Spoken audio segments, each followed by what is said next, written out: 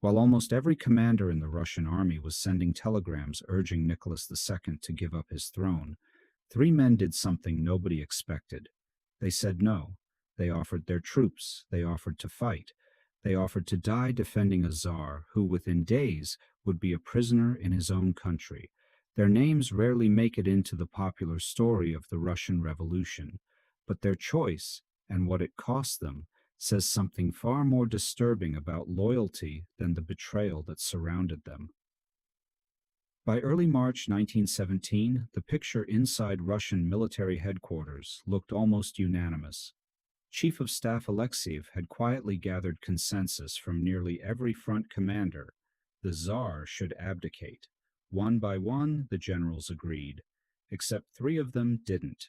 General Nikolai Ivanov, a veteran commander entrusted with restoring order in the capital, was given troops and extraordinary authority to crush the uprising in Petrograd. General Fyodor Keller, commanding the 3rd Cavalry Corps, sent a direct telegram to Nicholas begging him not to abdicate and offering his soldiers to suppress the rebellion. General Huseyn Khan Nakhchivanski made the same offer. All three were ready to act. None of them got the chance. Keller's telegram, by most accounts, either arrived after Nicholas had already signed the abdication or was simply never shown to him, filtered out by his own general staff, the men standing closest to him in Pskov, who had already decided the matter was settled. Ivanov's mission to Petrograd collapsed amid confusion and shifting orders, then was called off entirely once word of the abdication came through. By the time these men were ready to fight for their emperor, the political ground had already shifted beneath them. And what happened to the warnings that might have changed everything reveals less about some outside conspiracy than about how completely his own command had already moved on without him. Nicholas signed his abdication, believing he had no military support left anywhere in Russia. He was wrong. He just never found out in time. Think about what that means. The single most consequential decision of his reign, the end of a 300-year dynasty, may have come down to something as mundane as which telegrams his own staff chose to put in front of him. Not an absence of loyalty, a failure of communication at the worst possible moment in Russian history. What happened to these three loyal generals afterward is where the story becomes almost unbearable. When Nicholas abdicated, the new government demanded that every officer swear allegiance to it. Most did, including many of the same generals who had pushed for abdication in the first place. Pragmatism won, survival won. Keller refused outright in public and was dismissed from his command within weeks. Khan Nakhchivanski refused as well and was forced into retirement soon after. Ivanov's path was different.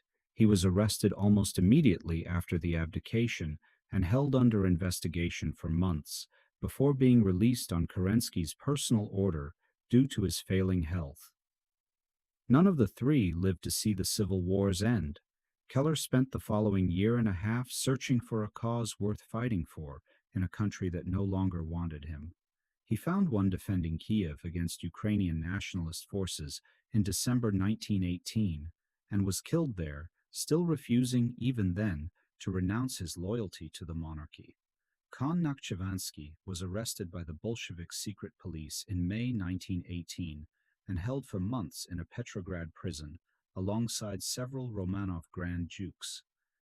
In January 1919, in retaliation for an assassination attempt on Lenin, he was executed alongside the others as a hostage, a death that had almost nothing to do with the throne he once tried to defend, and everything to do with simply being on the wrong list at the wrong time. Ivanov went on to command a White Army formation in southern Russia. He never died in battle. He died of typhus in January 1919, in the middle of a war that had already moved far beyond anything resembling a fight to restore the Tsar. 3 different deaths, none of them heroic in the clean, cinematic way this kind of story usually wants them to be. And that, in its own way, is more honest and more haunting than the ending a documentary would give you. This is the part of the story most documentaries skip entirely, because it complicates the simple narrative. We like clean categories, traitors and loyalists, cowards and heroes, but the real history is messier and far more haunting. The generals who pushed Nicholas to abdicate weren't moral failures.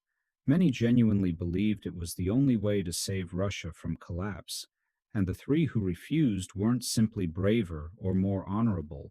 They were loyal to an idea, a sworn oath, a structure that history had already decided to dismantle around them.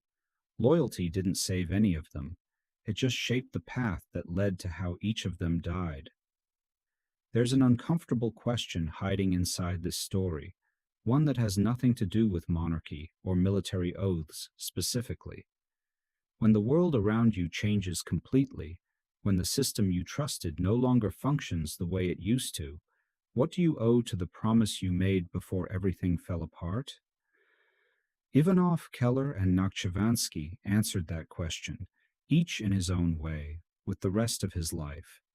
History rarely rewards that kind of certainty.